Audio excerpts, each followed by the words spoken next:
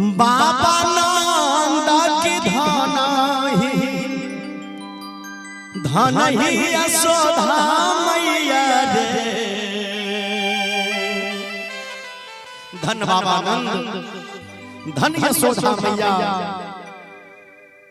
ये धन धन बाबा नंद की धन ही हे यशोदा मैया हे। ललना रे धाना भेल गोकु लाके भाग से कृष्ण जी जन्म ले लहे। ये गीत सब Shambhu Yadav official YouTube channel पर हम सुन सके छी और एक से एक मिथिला से जुड़ल पारंपरिक गीत अहां सब का सुनाब एक से एक बैठ के आओ कहबे जे धन धन बाबा बाबा नंद की यशोदा हे यशोदा मैया हे। धन बाबा बाबा नंद की धन ही यशोदा मैया हे। ललना रे धन भेल गोकु लाके भाग से कृष्ण जी जन्म ललना रे धन भेल गोकु लाके भाग से कृष्ण जी जन्म।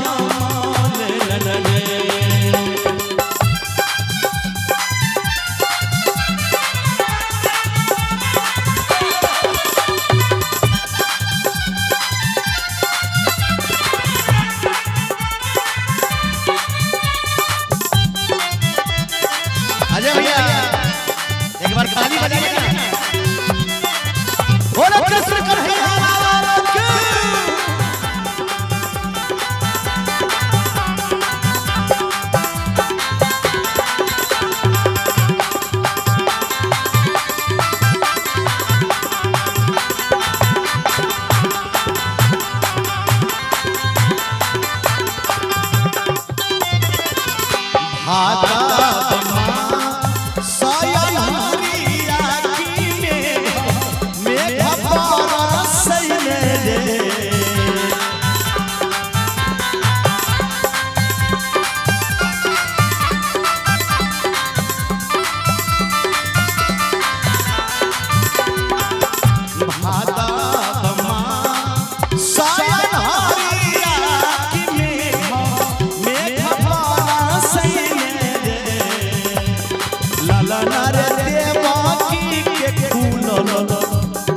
खुलल जंजीर से कृष्ण जी जन्म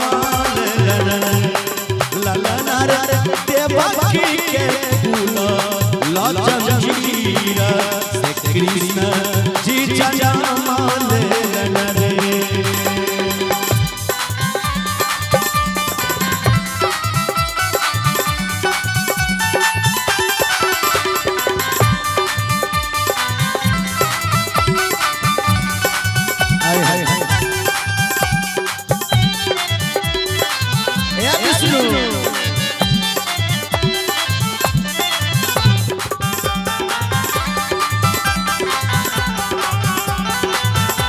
हरि बोल।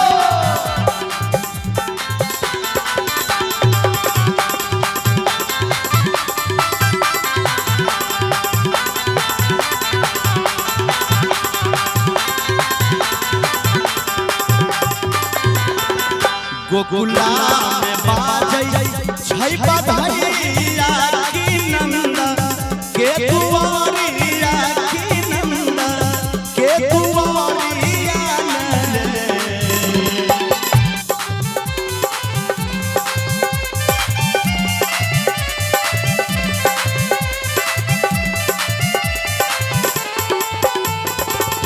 गोकुला में बाजै छै बधाइया की नंद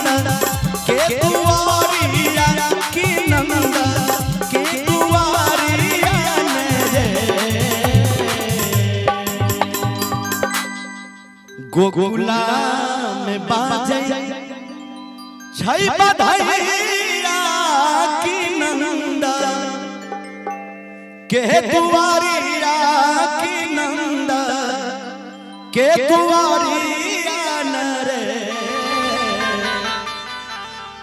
आए जकौली गांव में रणवीर बाबू के यहाँ पर एक से एक पैग लोग रिश्तेदार रिलेशन अतिथि गण महोदय आयल छै।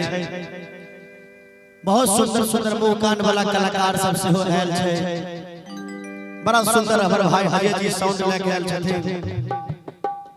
बड़ा सुंदर पंडाल सजल है आ बहुत नीक वातावरण। जहिना नंद बाबा के द्वार पर कन्हैया जी के आगमन से बधाई बाजले सगरो गोकुल नगरी में सोहर बाजो लगले तहिना आय हुनका पोता के मुंडन के अवसर पर हे देखियो कितने नीक अवसर है जे गोकुला में बाजई छै बधाइया हे नंद के दुआरिया हे नंद के दुआरिया बड़ा सुंदर हमारे भाई संतोष यादव जी गीत के लिखे लखीन है। एक बार ताली दबे मस्ती में जलाला रे समागम सब लोग की मंगल गाओ ललना रे समागम सब लोग की मंगल गाओ।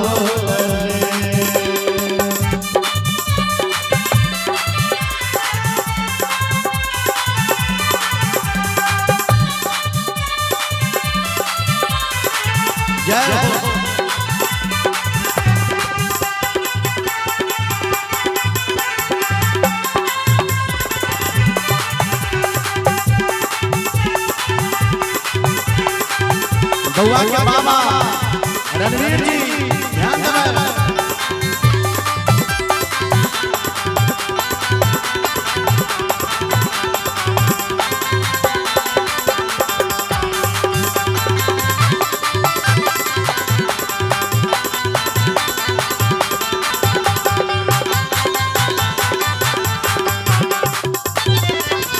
पुतना के मारी कान्हा लीला अपन देखौलन लीला देखबे कैलन है।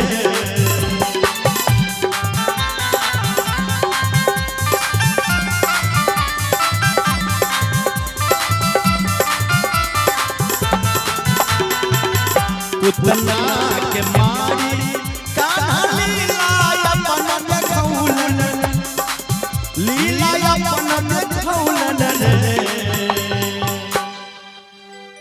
पुतना के मारी कान्हा लीला अपन देखौलन लीला अपन देखौलन रे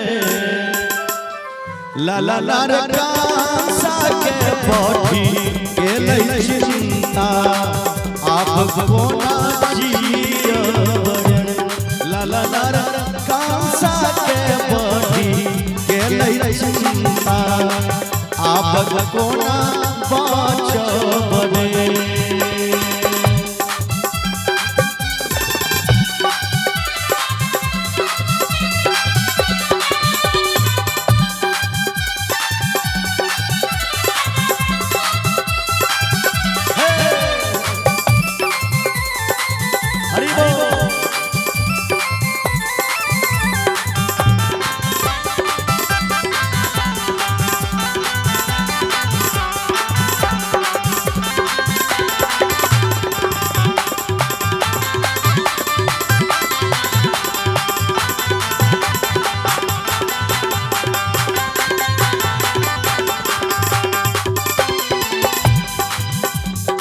ध्यान देवे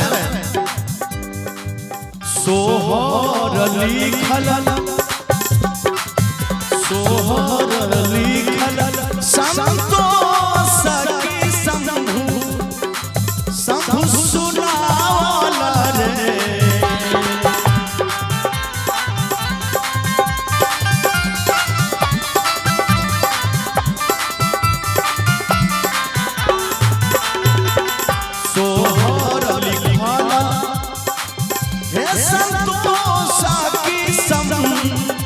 सुना वाला शंभु ए सुना वाला रे ललना रे सब मिली करियो जय जयकार की ताली बजाइयो ललना रे सब मिली करियो जय जयकार की ताली बजाइयो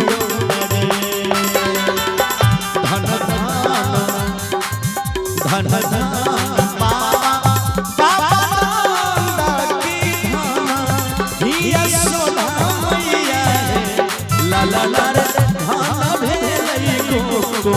लागे भाग से के जना